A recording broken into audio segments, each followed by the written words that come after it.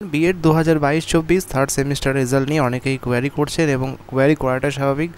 গত মাসে এক্সপেকটেশন ছিল যে অবশ্যই লাস্ট উইকে অথবা এই মাসের প্রথম সপ্তাহের দিকে কিন্তু রেজাল্ট দেওয়ার সম্ভাবনা রয়েছে, কিন্তু সেখানে ইউনিভার্সিটি হঠাৎ করে একাডেমিক ক্যালেন্ডার প্রকাশ করেছে এবং সেখানে কিন্তু আপনারা exam form fill up, fourth সেমিস্টারের exam date, practicum exam date, even fourth সেমিস্টারের রেজাল্ট নিয়েও কিন্তু আপডেট দেওয়া আছে, সেটা সেকেন্ড উইক অফ নভেম্বর।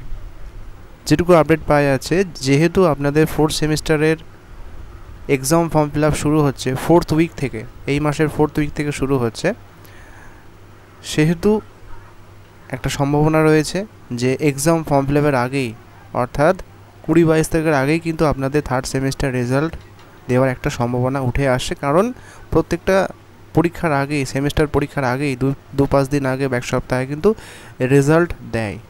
তো সেই ক্ষেত্রে অবশ্যই আপনাদের কিন্তু একটা সম্ভাবনা রয়েই গেছে যে এই মাসের ফোর্থ সপ্তাহের আগেই, মানে ফোর্থ উইকের আগেই আপনাদের রেজাল্ট প্রকাশিত হওয়ার প্রবল সম্ভাবনা রয়েছে। আপাতত পরীক্ষার প্রস্তুতি এবং প্র্যাকটিকামের প্রস্তুতিটা করাই ভালো। ধন্যবাদ।